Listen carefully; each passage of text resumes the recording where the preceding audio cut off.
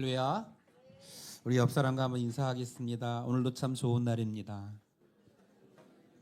네.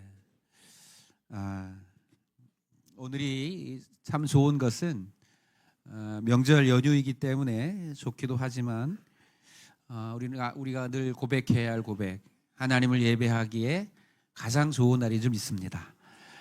우리 한 번만 더 옆 사람과 인사합시다. 인상 쓰지 마시고. 네, 내가 지을 수 있는 최고의 미소를 가지고 한번 인사하면 좋겠습니다. 오늘도 참 좋은 날입니다. 네, 참 잘 오셨습니다. 여러분, 예배에 나오신 여러분을 주님의 이름으로 환영하고 축복합니다. 하나님께서 우리에게 말할 수 없는 은혜로 또 축복으로 함께 하실 줄 믿습니다.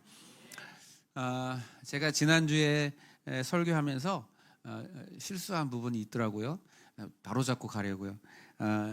제가 이제 성선설, 성악설 얘기를 했는데 거꾸로 말을 했어요. 맹자가 성선설을 얘기했고 순자가 성악설 얘기했는데 제가 거꾸로 지난주에 그랬는데 착오가 없으시기를. 다 기억 안 하시죠? 감사해요. 네. 그래서 그런 얘기를 표정이 그런 얘기를 하셨나?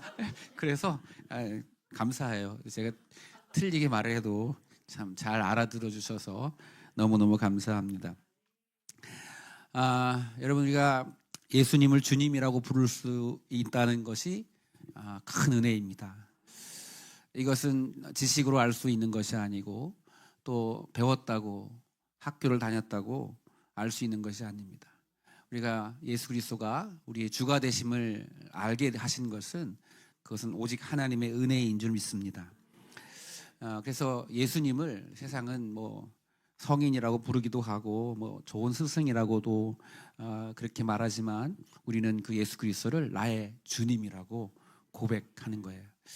여러분, 이것이 우리에게 주신 하나님의 은혜이고, 그래서 우리를 주님이라 부르기 때문에 주님 앞에 나와 예배하는 것도 하나님의 은혜입니다. 근데 오늘 본문에 보면 예수님께서 이렇게 말씀하십니다.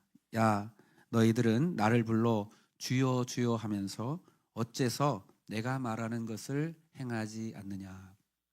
그러니까 우리가 예수님을 주라고 부르는 것은 정말 큰 은혜인데, 주라고 부르는 것이 참 은혜인데, 그럼에도 불구하고 그 속에도 우리가 바꿔야 할 하나님께서 원하시는 모습이 있음을 말씀해 주고 있습니다. 그러니까 오늘 이 말씀은 어떻게 보면 불신자를 위해 하시는 말씀이 아니라 이미 내가 주님을 믿는다고 하고 예수 그리스도를 주로 고백하는 사람들에게 주시는 말씀이죠. 여러분, 오늘 주여 주여라고 불렀다는 건 믿음이 있었다는 거예요. 아멘. 성경은 고린도전서에서 뭐라고 말하냐면 성령이 아니고서는 예수 그리스도를 주라 고백할 수 없다라고 말해요. 그러니까 예수님을 주라 말한다는 건 이미 그 안에 믿음이 있다는 거죠. 그 믿음이 성령께서 주시는 믿음이 있다는 거예요. 그래서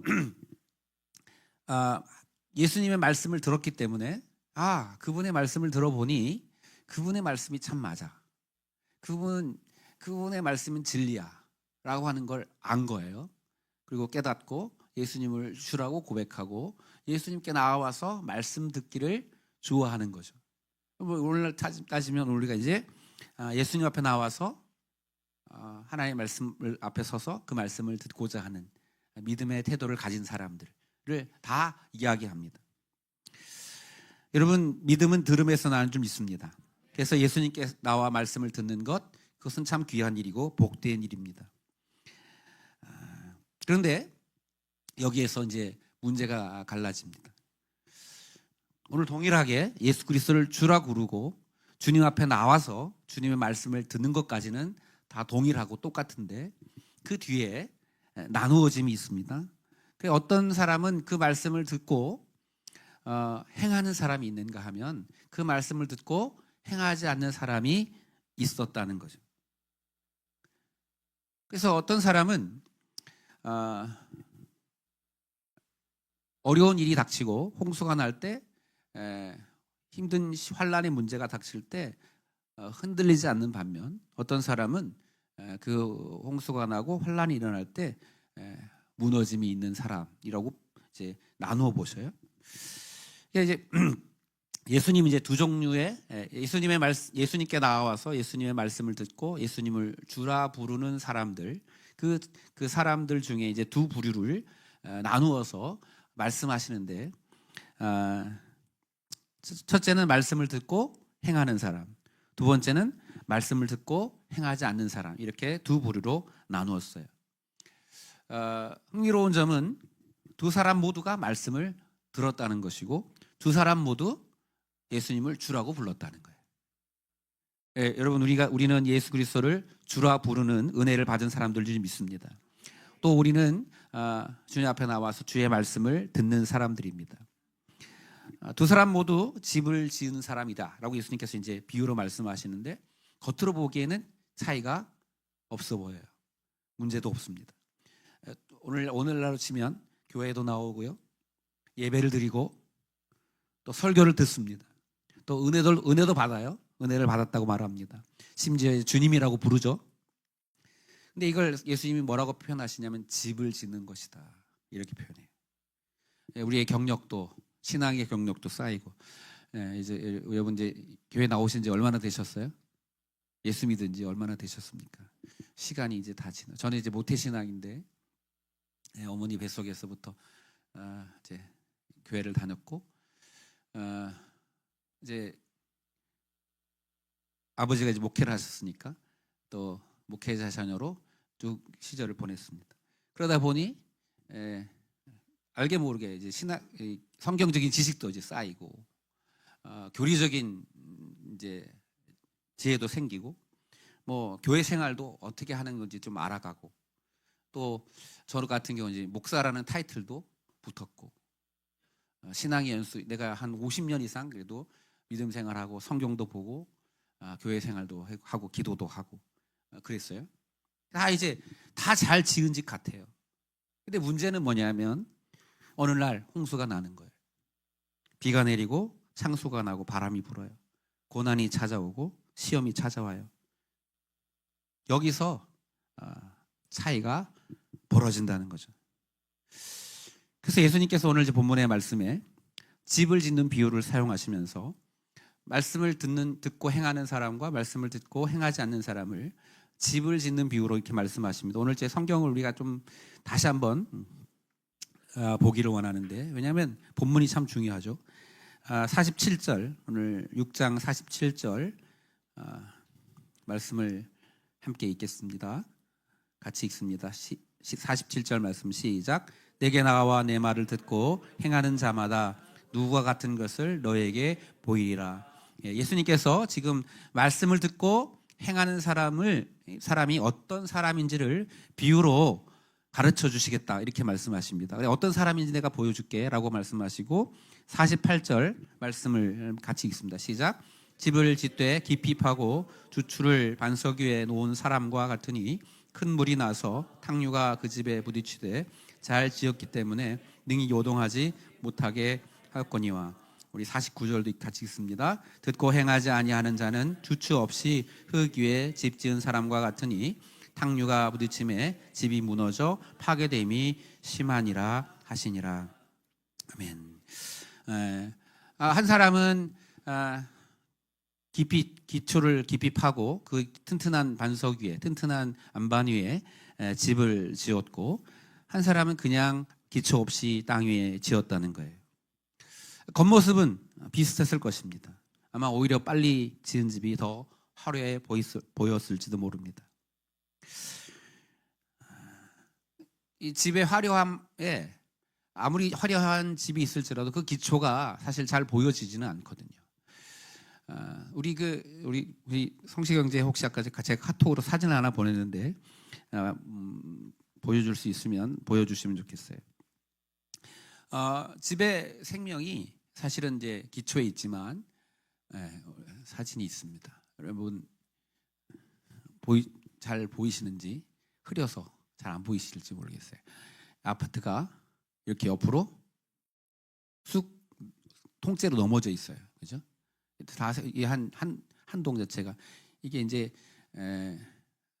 중국에서 아파트를 짓다가 넘어진 건데, 이유가 뭐냐면 아파트를 이렇게 해놓고 한쪽은 또 기초로 한다고 막 파고 한쪽은 흙을 쌓았대요. 그러니까 흙이 이쪽 파진 쪽으로 비가 오니까 쓸려 내려가면서 그 아파트가 이렇게 그 힘을 못 이겨서 넘어지고, 그 기둥들도 보니까 속이 빈 것들도 많더라고요. 겉으로 보기에는 잘 몰라요. 꺼주셔도 돼요. 겉으로 보기에는 잘 몰라요.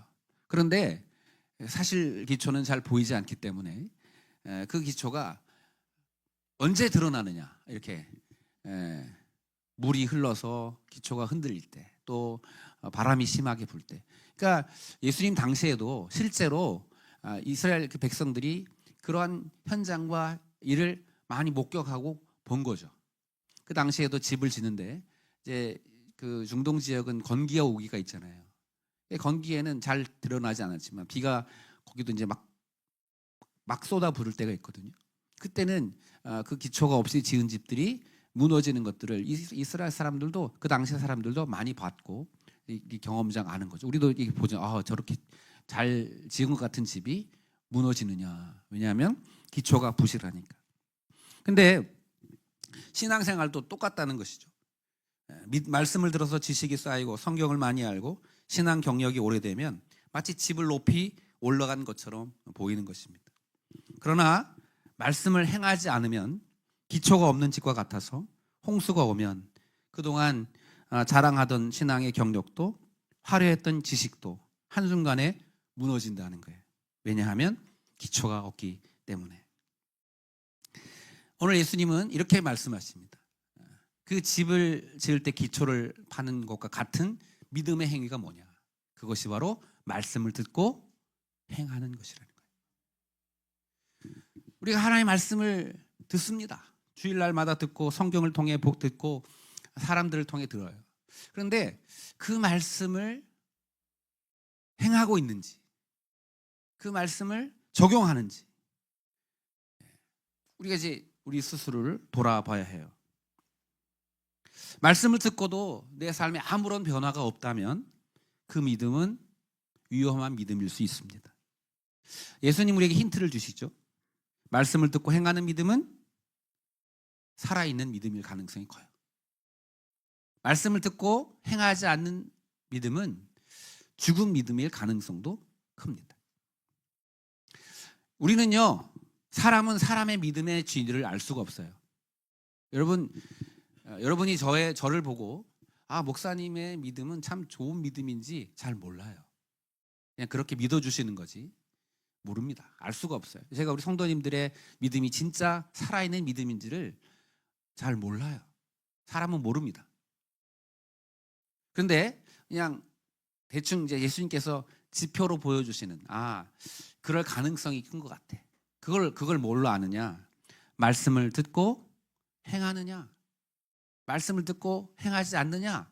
그것을 가지고 말씀을 듣고 행하는 믿음은 저 사람의 믿음은 살아있는 믿음일 가능성이 크다. 믿음이 있을 것 같아 라고 그렇게 우리가 생각하는 것이고, 그리고 행하지 않는 믿음을 보면 저 사람의 믿음은 좀 위험해 라고 볼 수 있는 거예요. 여러분, 믿음은 오늘 주님 말씀에 믿음은 시험에 올 때 드러나는 것이다 라고 말합니다.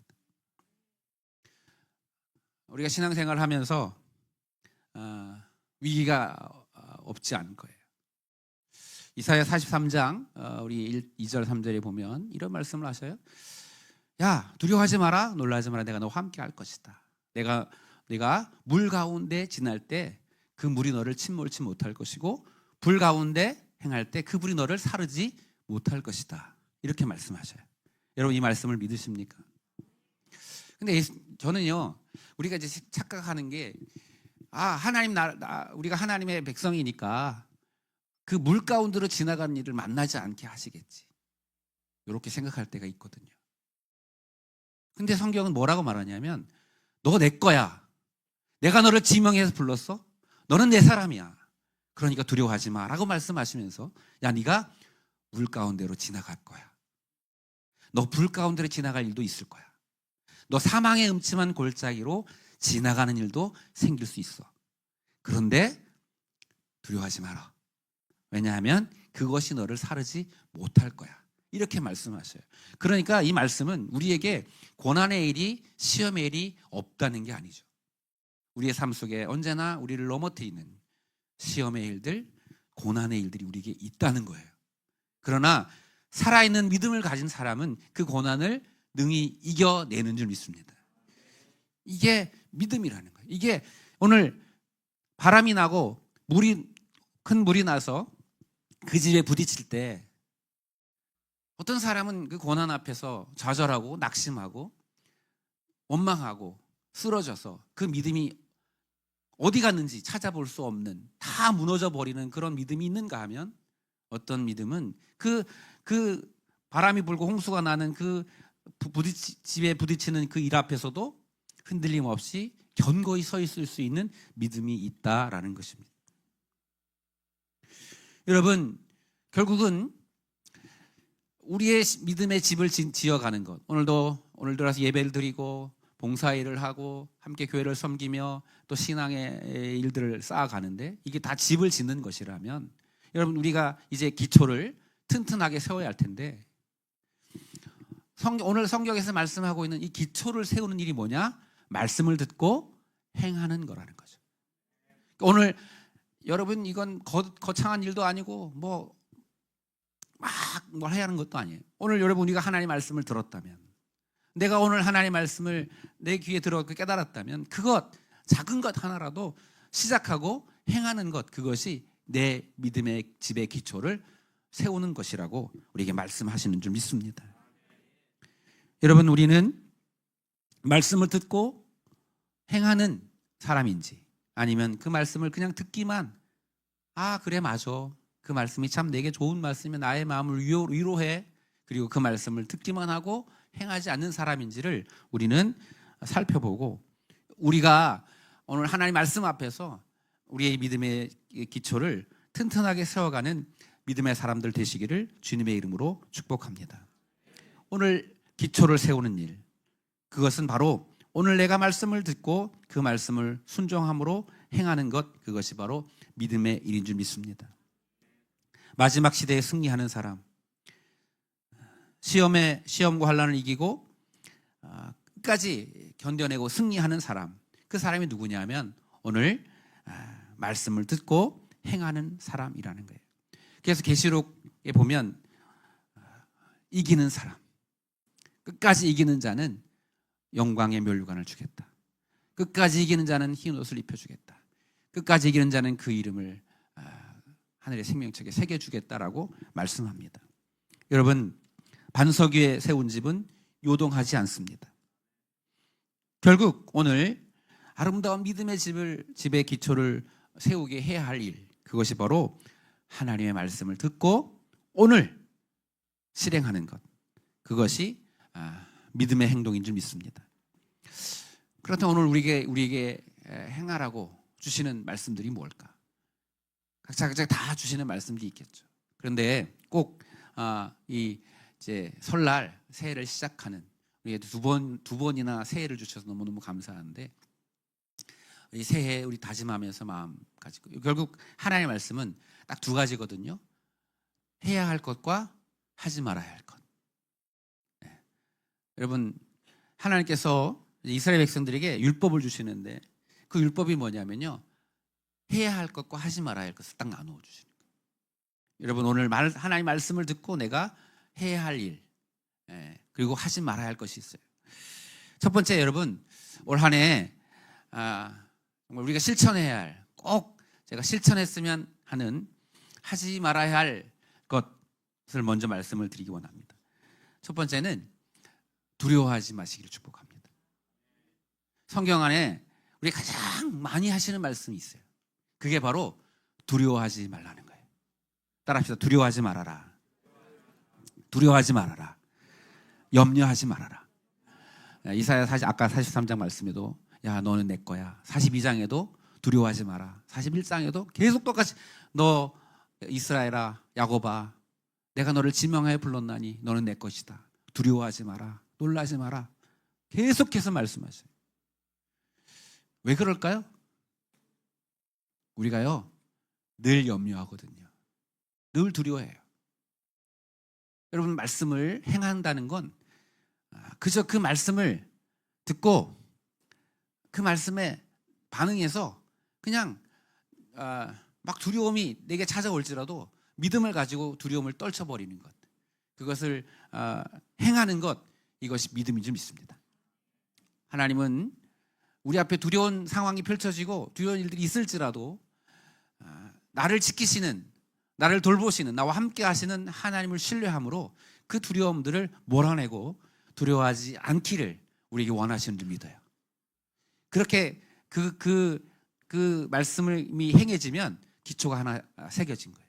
기초가 쌓여지면 여러분, 더 큰 어려움과 더 큰 환난 속에서도 물이 나를 침범할 것 같은, 불이 나를 덮을 것 같은 그런 상황에서도 담대함으로 이겨내는 믿음의 사람이 될 줄 믿습니다. 그러므로 여러분 꼭 내 안에 두려움, 내가 나를 두렵게 만드는 그 모든 일들을 다 십자가 앞에 내려놓고 여러분 두려움을 이기시는 여러분 되기를 축복합니다. 성경에 우리 가장 많이 하시는 말씀 중 하나가 두려워하지 말라. 그러니 여러분 두려워하지 말라 하셨으니 그냥 두려워하지 않는 것. 믿음은 어떻게 보면 단순한데요. 여러분 두려워함을 떨쳐내시기를 주님의 이름으로 축복합니다. 두 번째로 해야 할 것, 하지 말아야 할 것. 이번 한 주간 내가 하지 말아야 할 것이 두려워하지 말고 염려하지 않는 거라면 해야 할 것이 있어요. 해야 할 것은 뭐냐면 감사하는 것입니다. 우리를 향하신 하나님의 뜻이 있죠. 항상 기뻐하라, 쉬지 말고 기도하라, 범사에 감사하라. 시편을 보면요 다 그 얘기예요. 여호와께 감사하라. 그의 선하심으로 감사해라. 너희를 구원하심으로 감사해라.